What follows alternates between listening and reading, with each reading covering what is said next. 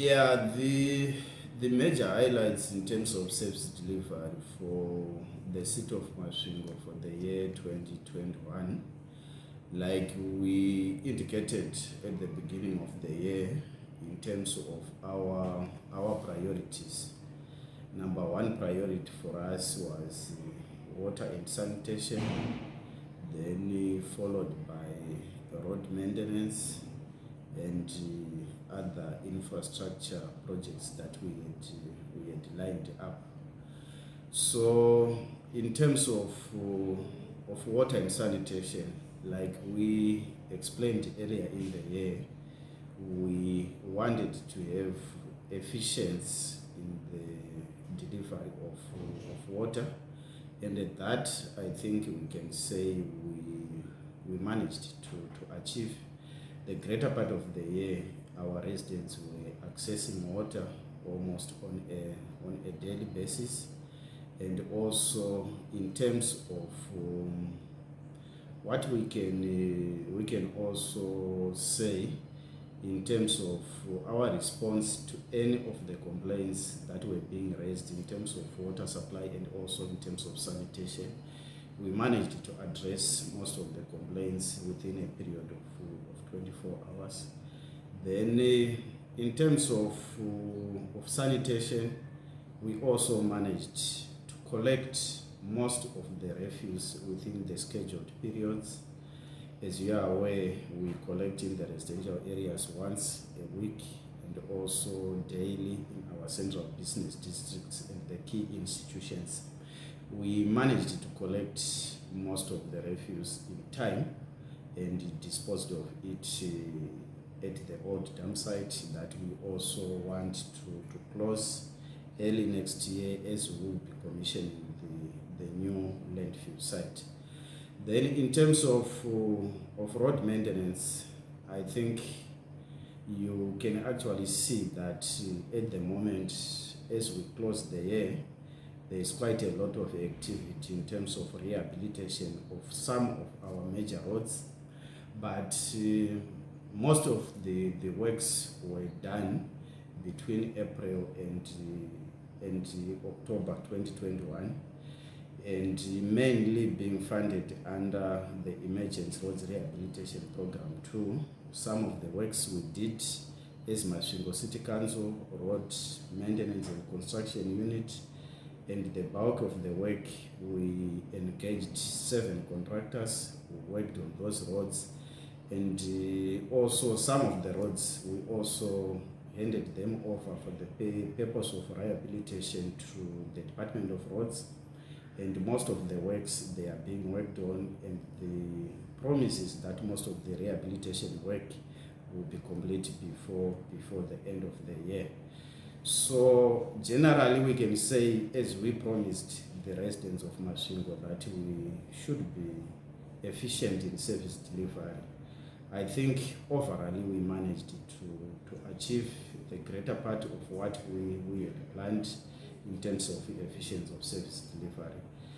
Then in terms of our cash flows, we can say we collected an average of about 75% of the revenue that we had planned to collect, and as a result, any reflection on the service delivery on the ground, I think, is attributable to that revenue that we managed to collect, and for that we would like to thank our ratepayers for paying their bills so that we could also be able to do the work that we managed to do. The major key success stories for us as council in 2021, I think we can start in the area of social services. We managed to commence the construction of Rujeko Secondary School, and right now 2 of the blocks have already been roofed, and the toilet block is under construction. And as you are quite aware, we rank it as a key success story because this is the first secondary school that has been built by Masvingo City Council. and as such we expect the school to open its doors to the pupils in the first term of 2022.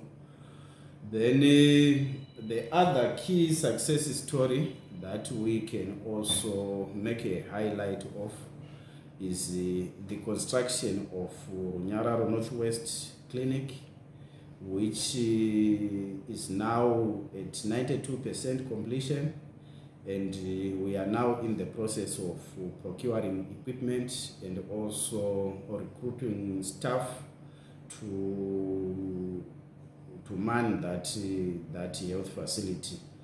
It's also a key success story in that we have quite a lot of pressure, especially from the area surrounding the Victoria Range, as there are no health facilities that side. So we expect that health institution to cater for Runyararo West, Runyararo Northwest, and also to a greater extent some of the residents of Victoria Range. Then in terms of also our progress with regards to the construction of the new landfill, we are in the process of constructing the first disposal cell, which we can safely say now is between 60 and 70% complete. We had anticipated that before the end of the year we would have started using it, but like I highlighted that we managed to collect about 75% of the revenue that we had budgeted for. Our cash flows could not allow us to complete that project before the end of this year. So our forecast is that within the first quarter of 2022, we should be able to be using that landfill. As you are quite aware, the issue of decommissioning of the current dump site has been on the cards for a very long time, and we really consider that the substantial work that has been done at the new landfill site is a key success story for us for the year 2021. Also thanking the government for availing that piece of land for us, because we had been on the waiting list for quite a long time before we were given that piece of land.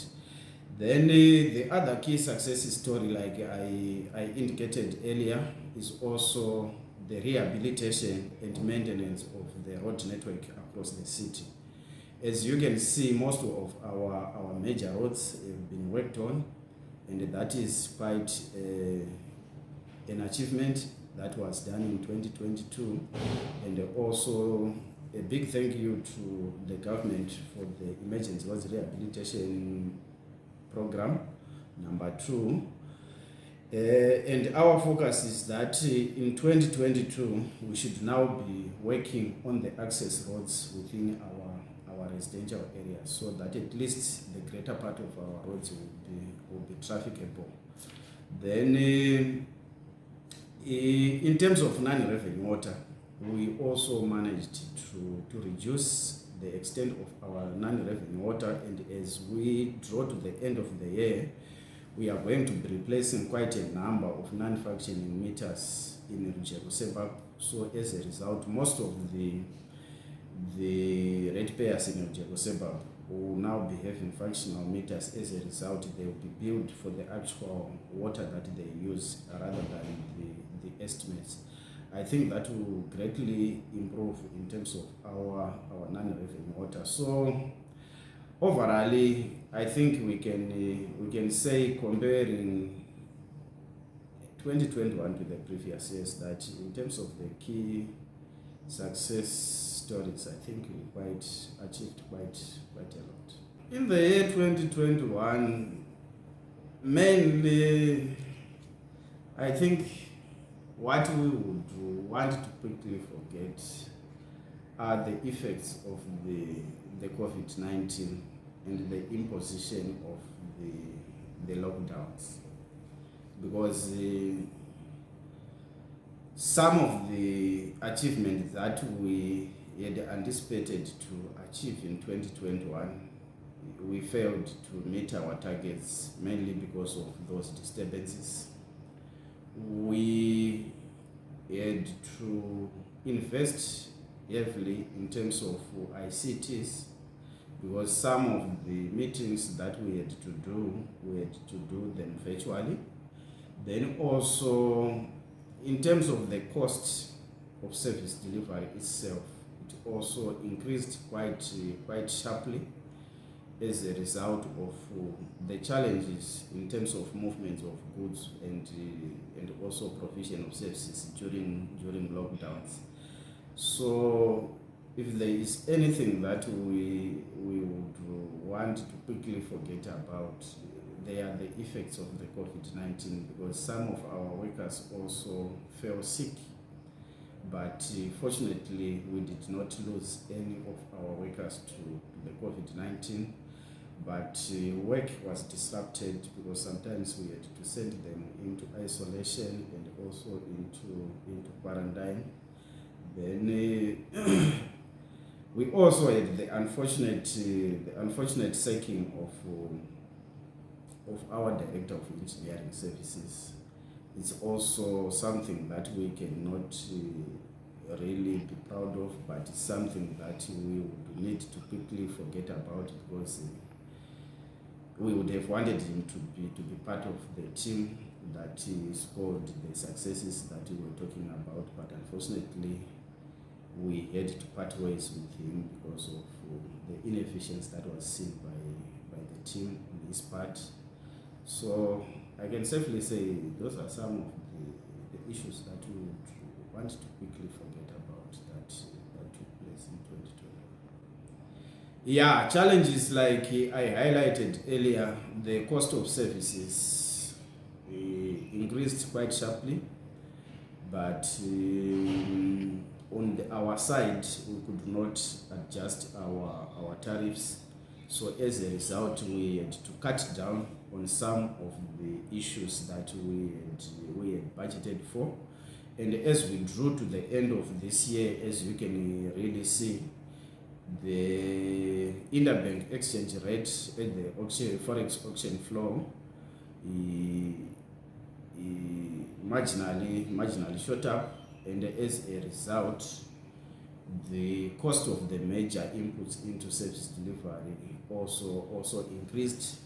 Then some of the challenges that we also got is also on the market. As you can actually know, most of the fuel that is in the market is sold in foreign currency, and as a result that also affected service delivery in one way or the other, because as a local authority we do not bill and get quite a lot of foreign currency. So as a result, some of the times we had to do with quite little amount of fuel, and we had to cut on operations. Then the general microeconomic environment, I think, also resulted in us being unable also to do some of the issues that we had budgeted, because we had to prioritize the key issues, and as a result you would find out that areas like social services, for example recreational facilities, they really suffered a lot.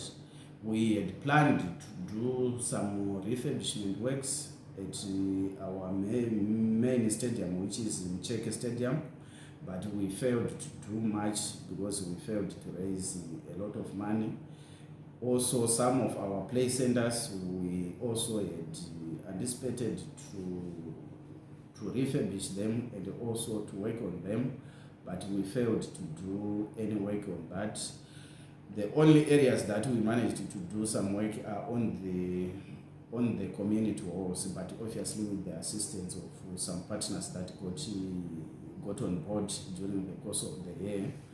Then also we had intended also to do quite a lot of work in terms of re-greening our islands, our parks, and also opening up new parks. But unfortunately we did not also do much in terms of that area.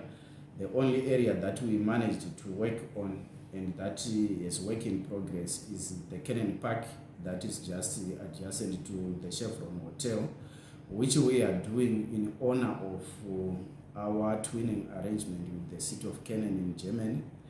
We are doing that with our own council resources, but the progress there, as you can also see, is quite slow as a result of the cash flow challenges that we are experiencing. Then we have also seen quite a lot of defaulting in terms of honoring the bills. As a result, you will see that our debtors figures, they are continuing to increase. If you look at the opening balance that we had at the beginning of 2021 and the closing balance in terms of debtors at the close of 2021, there's quite a significant increase in terms of the amounts that council is owed by the ratepayers, a situation which is not quite healthy. But we are continuously engaging the individual ratepayers and also encouraging them to make payment plans and stick to those payment plans.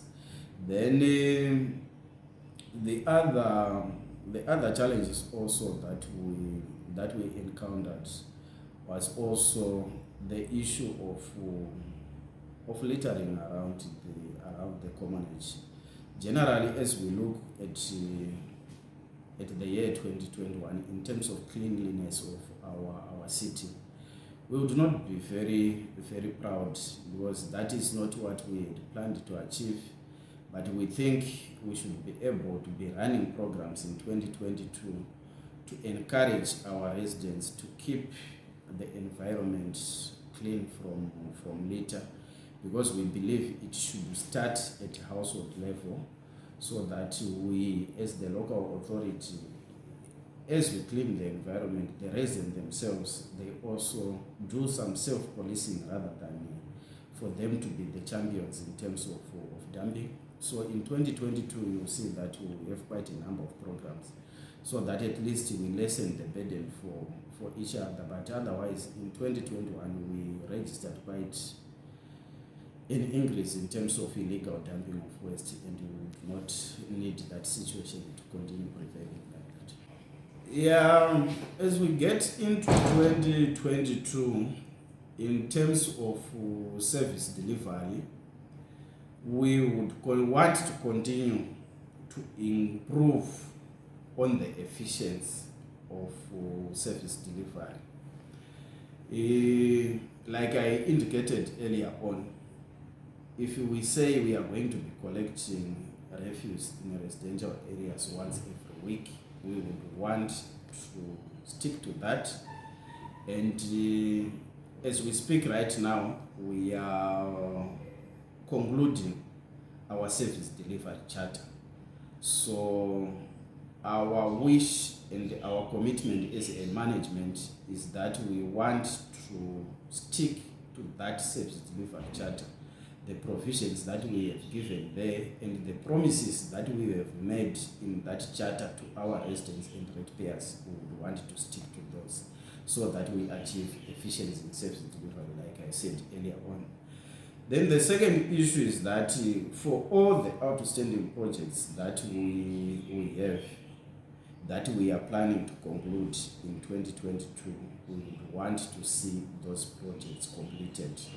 And also for those projects that are ongoing, like Rujeko Secondary School, like the landfill site, like we said, we are only working on the first cell now, but we would like to go up to cell number 16.